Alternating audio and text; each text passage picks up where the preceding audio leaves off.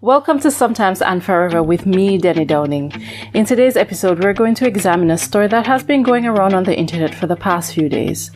That is the story about the Instagram post made by Brooklyn Beckham, where he lashed out against his parents. Today's episode is not a commentary per se, it's a conversation. I want us to talk about this whole matter.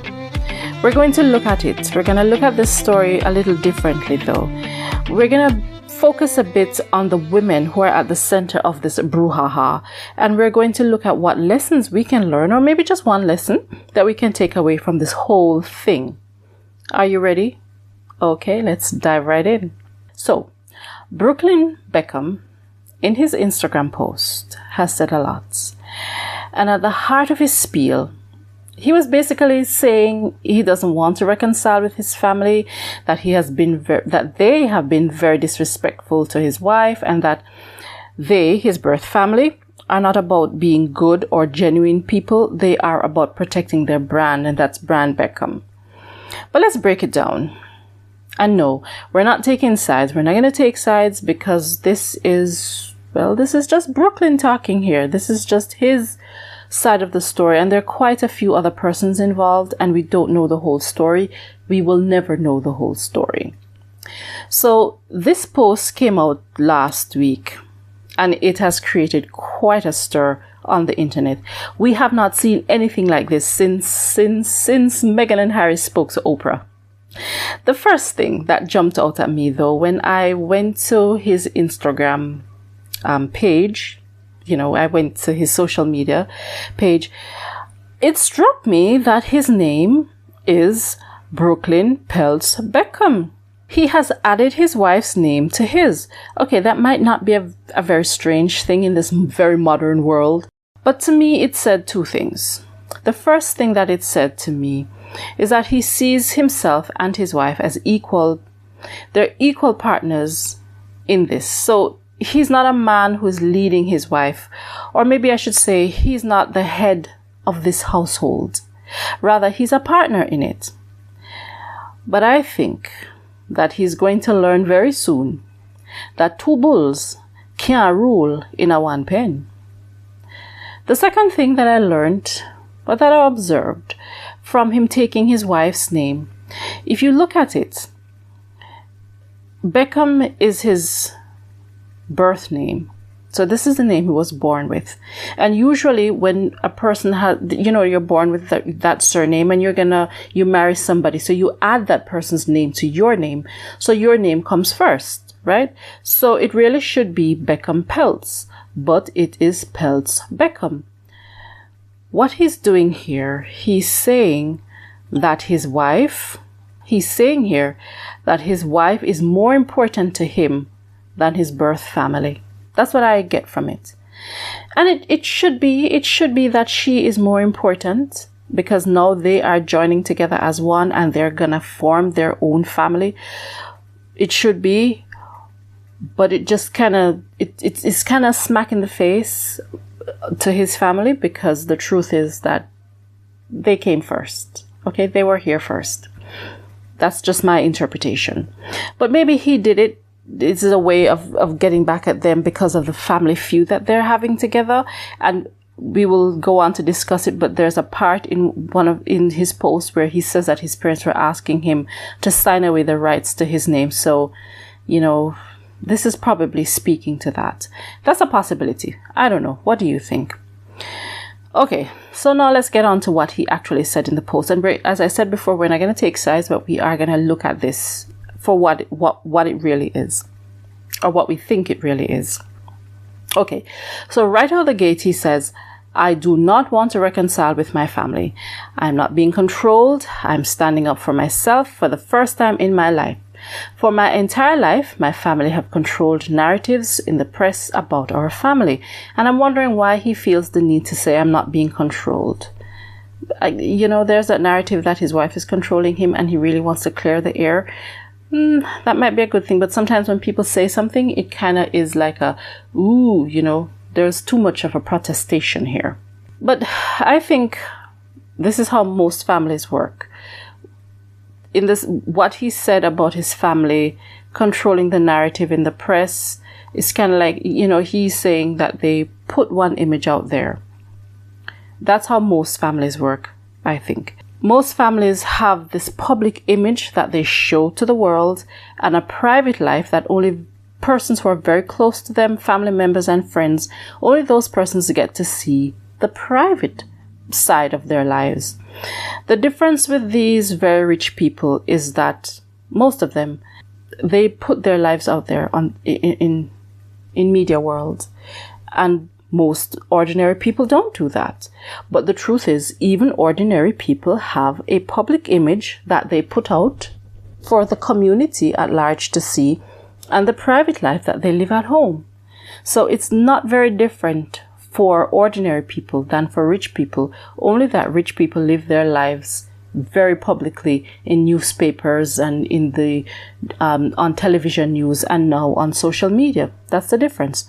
If you think about it, a family, like maybe there's a neighboring family down the road, and you look at them and you think, what a lovely family.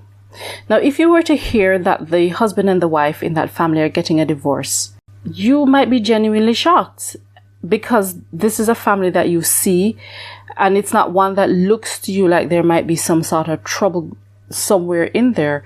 But like I said, there is a public image that they put out and a private image and a private life that they live. So it is normal in a sense for persons. You don't know everybody's story, and you cannot.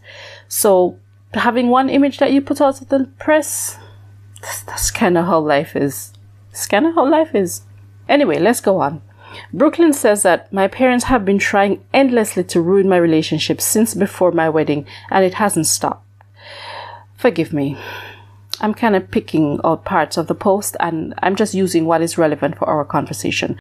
So I will not be reading everything that he said. It was a very long post. So up to this point, he's still talking about his parents, and he's lashing out, he's lashing out against both of them. Then he singles out his mom, and he says, my mom cancelled making Nicola's dress in the 11th hour, despite how excited she was to wear her design, forcing her to urgently find a new dress. Okay, let's pause once more, because I do think, or I would like to think, that Nicola wanted to wear a dress that was designed by her world-famous mother-in-law, who happens to be a fashion designer as well. Most future daughters-in-law would want to do that because it's a way to kind of, smooth over your relationship with your future mother-in-law, kind of a thing. I think so. Well, I would like to think so. But this is not what happened. She didn't wear the dress. She did not wear a dress that was designed by Victoria Beckham. Maybe Victoria could not make the dress. Maybe it's not her forte. It's not a part of her repertoire. And so she didn't really know how to explain to Nicola that she can't make the dress. And that's why she didn't make the dress. And she kind of just backed out of it without giving a really good reason. I saw somewhere that Nicola said she didn't want a dress that was designed by Victoria Beckham. And that's quite possible, and that's actually quite reasonable too, because this is her wedding and she wants a dress that she wants, okay? Nobody should be forced to wear any particular dress. I'm just saying that if my mother-in-law were some sort of famous designer, I would probably wear a dress that she designed, unless of course she didn't want to design a dress for me. But the truth is that if she's a famous designer and I don't want to wear the dress, I should not be forced to wear the dress. So that's one thing. But another thing is that the dress was actually designed by Valentino. And it is said that that dress was in the making for like a whole year, or it was being planned a year before the wedding. So there's no 11th hour business pull out here. Nothing like that. So it was already being designed by Valentino. So this part of the story is very questionable. And the thing is, when one part of any story has some sort of questions about it, you start to question this part. It kind of casts a shadow of doubt over the entire thing. And it kind of makes you start to say, well, if this is not true, what else is not true?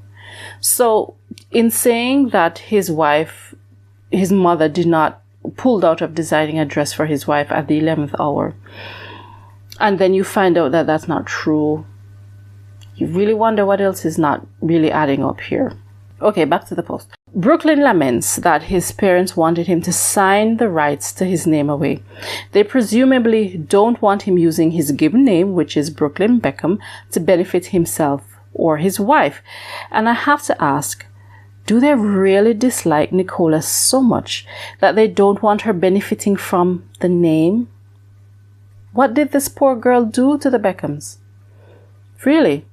And another thing that I'm thinking, forgive me, but I think that Brooklyn Beckham, whether his name is Brooklyn Beckham or not, whether he uses that name to trade on or not, he is who he is. So whatever he does, he will get attention. So if he doesn't have to use that name, so he could very well sign it away to his parents, because he doesn't have to use that name. He could go away and make up a name like, no, I don't know, as ever.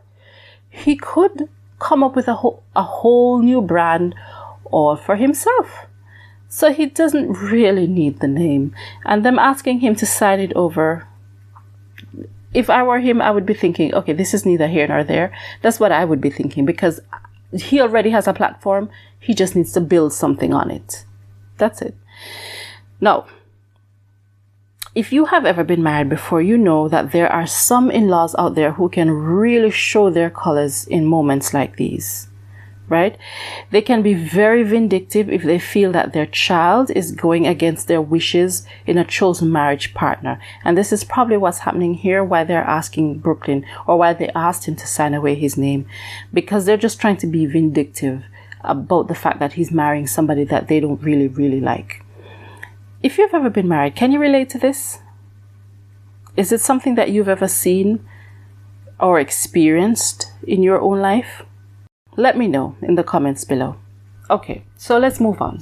Brooklyn said something else that was very interesting in the post, and I think this is the thing that really, it kind of tugged at my heart when I read it. He said his mother called him evil because he and Nicola allowed their nannies to sit at their table during the wedding. This cuts both ways, and hear me out. His mother clearly felt that she should have been at the table with him and not the nanny. And that's quite reasonable. I think that that's reasonable. But the other thing is that these rich kids are raised by nannies. Let's not pretend that their parents are there for them 24/7. So when they're hungry, it's the nanny that feeds them. It's the nanny that wipes their tears and soothes their fears. So who do you think they love? Of course they love their parents. That's a given. But there's a very, very special place in their hearts for the nanny. You know, I remember there was a little boy who used to, when my children were really, really little, and they were at play school. This was what you would call like kindergarten. This is between 3 and 6. So he's basically a baby. And when he went to this little play school, most of what they do is just sing songs and color within the lines and things like that. There was one of the caregivers there, a nanny, and he became so attached to that lady because he was there for many, many hours during the day with this lady. She was very kind to him and all the rest of it. He became very attached to the lady, and even when he was supposed to move on to another class, he kept going back to her. So it's not unheard of that Brooklyn and his wife Nicola would have very close relationships with their nannies. And so it is understandable that they wouldn't think twice about having the nanny at the table with them. Now, I'm thinking that it's their nanny. So if it is their grandma, well, still, I don't think it was their grandma. I heard somebody say it's their grandma, but I don't think it's their grandma. It's a nanny that was taking care of them. So, but having said that, I need to think about Victoria's side as well. You need to think about Victoria here for 1 minute, because I understand her reaction. If what Brooklyn says is true, I also understand Victoria's reaction, because she is his mother, and it is a very painful thing. No matter how old your child is, if they're a baby, they become adults, it's a very painful thing as a mother to realize that there's another woman that your child has such great maternal affection for, and that woman is not you. It's one thing when he finds a wife, because you cannot fill that role as a wife, but you fill that role as a mother. And when you realize that there's another woman competing with you for that love, it's a painful thing. So I understand why she would have said what she said. We need to remember that she's the one that provided for him. She's the one who gave him that nanny. And despite the fact that she may have been absent sometimes, she was traveling the world, she was working, she was doing so many other things, she still loves him. She loves her son, and she wants to know that she's number one in the mother department. So I get why Victoria would say that her son is evil.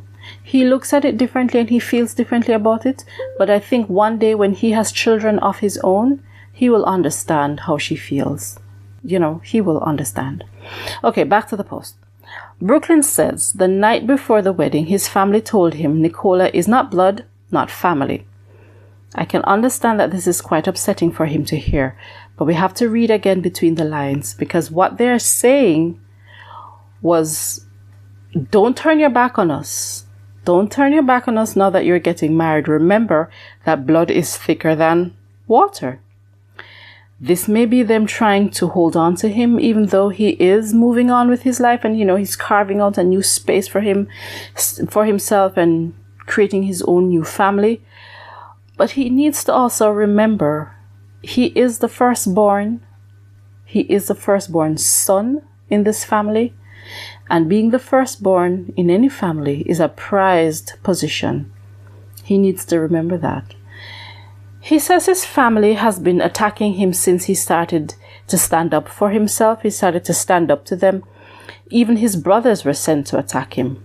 And I know that must be painful. But it sounds to me like they all need to sit down with a professional mediator and just have a few sessions together. Some professional, not some news person. They need somebody to help them just work through a lot of what's happening here, because I can't shake the feeling that there's some sort of misunderstanding that's going on here, and some sort of hurt feeling that's allowing the people in this situation to not look beyond what's really happening. It's clearly it's a whole lot more than what's written in this post. Anyway, he goes on to say, he talks about this part at his wedding, and this is what a lot of people are talking about. Their memes with Victoria, their memes online of her dancing.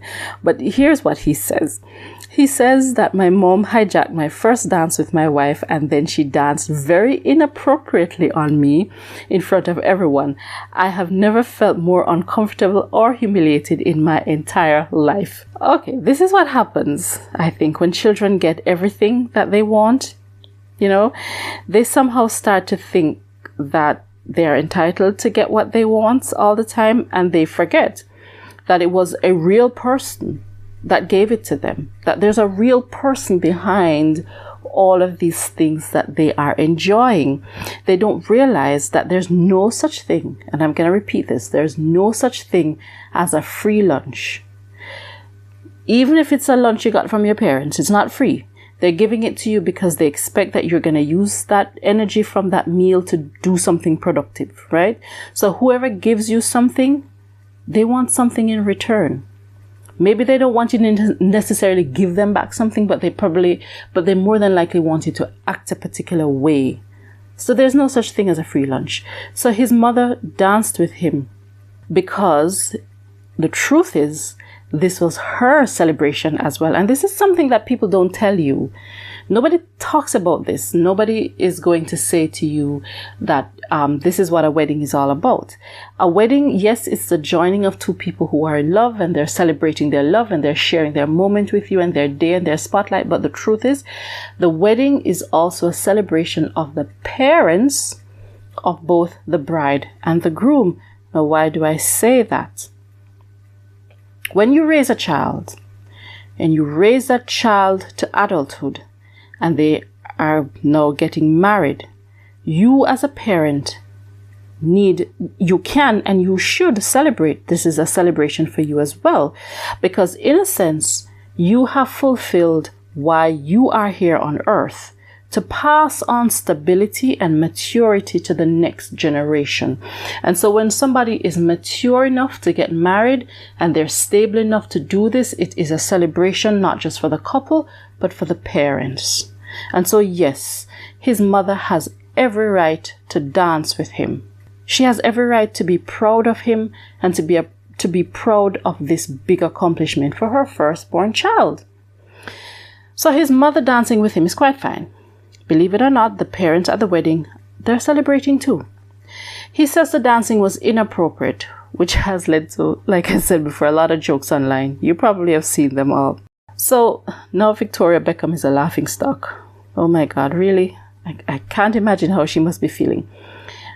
But I believe also that Brooklyn is calling the dancing inappropriate because it hurt his wife.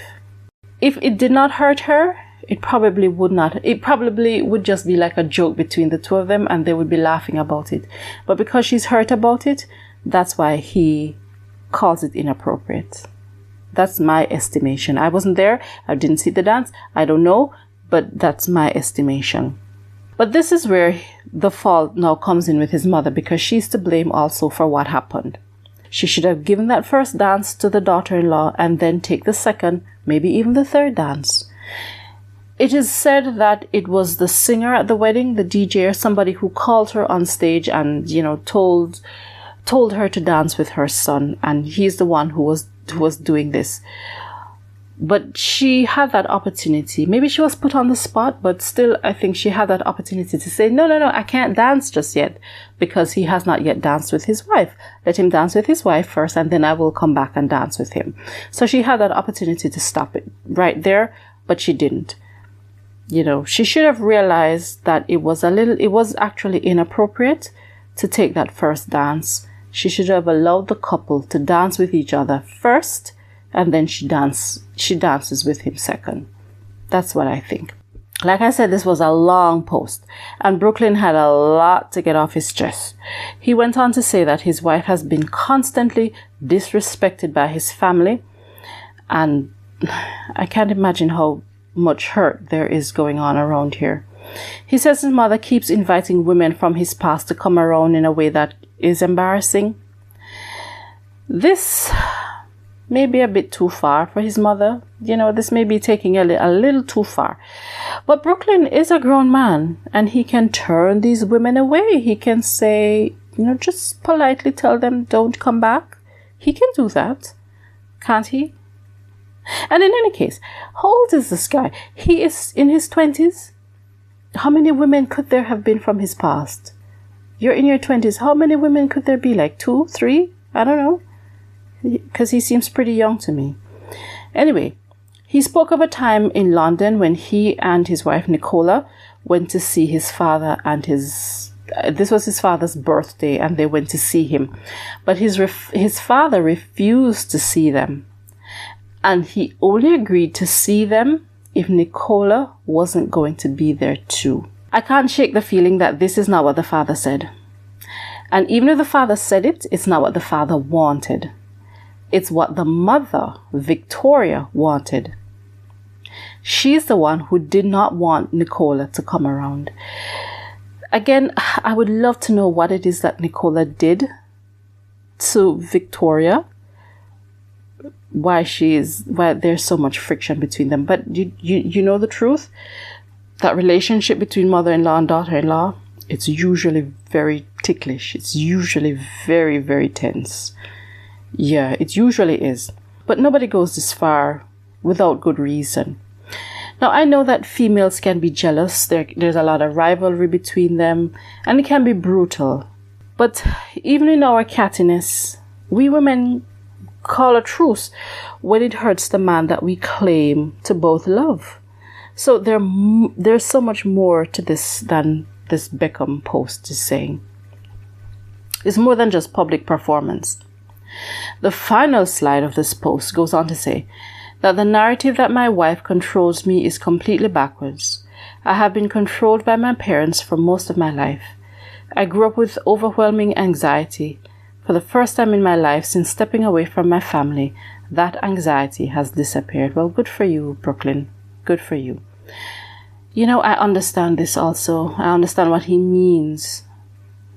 Do you guys know that the firstborn child has the most pressure in the family? The firstborn always has a lot of weight on his shoulders because there's just so much expected of this family, and the first one that comes out is the one that gets like 50% of the pressure, and the rest of the pressure is shared among the children that come after the firstborn. So I understand how it is that he could have anxiety for all these years, and I'm so happy that he's no longer feeling that way. Having said that though, Brooklyn is in his 20s, of course, yes. And so if you are in your 20s, that means that you are very young. He doesn't know it yet, but he'll soon find out that he is very young. And so he would be controlled for most of his life, because for most of his life he was a child. He's just getting into his 20s. Of course he was controlled by his parents. A 20-year-old is just coming into their own. They're just coming out of their parents' nest and coming into their own. Yes, he was controlled. That is what parents do. That's why God gave people parents, because your parents are there to control you. A child cannot control himself, and so parents need to control them. Parents need to groom them. Parents need to teach them. And he's going to realize that as mature and as old as he thinks he is, he's not that old. And yes, his parents were doing what parents are sent here to do. Now, I know someone might say that maybe the control that they exercised over him was a little excessive, and maybe it was. If that is the case, I have to ask, if that is the case, that his parents were controlling, is this like him marrying Nicola? Is this like a rebound thing? Is he jumping out of the frying pan and into the fire? Is he trading one controlling woman for another? It is a fact. It is a fact that has been acknowledged by many, many people, those who are marriage experts, those who are not marriage experts, those who have been married and marriage has taught you a lot. It is a fact that have been acknowledged by all of these people that we as human beings, we tend to marry what we know. We tend to marry the person who will hurt us the most, the person who will hurt us the way that our parents did, because it is a familiar kind of hurt. So is this what Brooklyn is doing here? He better learn how to take care of himself. Obviously, there's a lot of hurt and pain going on here, and it was a very lengthy post that was put out by Brooklyn. I'm sure he spent a couple of days writing it and going over it and rewriting here and there, and because it was quite long. But this is just one side of the story. The truth is, we may never know the other sides. But I want to go back to what Brooklyn started with, where he said that I do not want to reconcile with my family. I hope that was just anger. That was just his anger talking. I hope that one day he will grow up and realize that his parents didn't mean him any harm. And I hope that his parents will allow sleeping dogs to lie and just find ways to reassure their son, reach out to him and let him know that no matter what, they still love him and that they're there for him always. Maybe that's just wishful thinking on my part. I don't know, but the truth is, time and separation can clear the fog of our emotions, and sometimes it shows us the falsehoods of things we hold to be true. I hope that this is that will happen for this family, and that they will come out of this fog of hurt and they will find their way back to each other, because this is not a good thing for any family. It's not just because they are a famous family. This is not a good thing for any family. Relationships with in-laws can be very difficult. We all know that. And if you have ever been married, or maybe you are married, you know what I mean. Sometimes the relationship with the in-laws, they take as much work as the marriage itself. Because the truth is, when you get married to somebody, you are marrying their parents too. You're marrying their whole family. It's true. Hey, listen, I wrote a book that has some amount of this family dynamic, some of this family drama in it. It's a book called A Love Worth Breaking For. And it tells of a young woman named Kelly, and she's from Jamaica, and she got married to this wealthy Englishman named Mark. Now, Mark's mother well, she is very unkind to Kelly at first. And Kelly, relatively young, is not prepared for the kind of family drama and the secrets that she encounters within this new family that she gets into. And one of the things that she discovers is that Mark was actually once in prison. So the question becomes, with all of this family drama and all of these secrets that are coming out that she now has to deal with, and Mark has to deal with as well, because he really, really loves Kelly. The question becomes, can the love that Mark and Kelly have found with each other survive all of this drama? I'm inviting you to check out my book, A Love Worth Breaking For. It's available now on Amazon. You can just go there, search for Denny Downing, or you can search for the title of the book, A Love Worth Breaking For. You will see come up. I'm also going to just put a link to the book in the bio, in the video description below, so you can just click the link and follow. I promise you, it's a very delicious book. It's a very delicious book. It's full of romance. It has mystery and lots of family drama. I know you will love it. So please have a read and come back and tell me what you think. Do you want to have a look at what this book is all about? Do you want to see a little book trailer? Okay, here we go.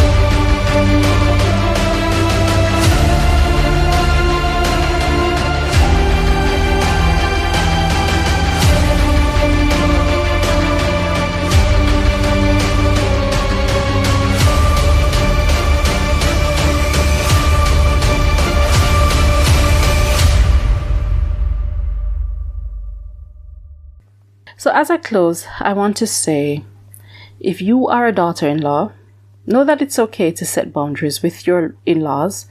And if you're a mother-in-law, don't grieve the loss of a child. Celebrate the fact that you are gaining a new one. Love doesn't disappear when roles change. It simply changes, and a love that survives transitions is stronger than a love that insists on staying the same way. This has been Sometimes and Forever. Thank you so much for joining me today. And please come back and join me again next time. Until then, do take care. Blessings.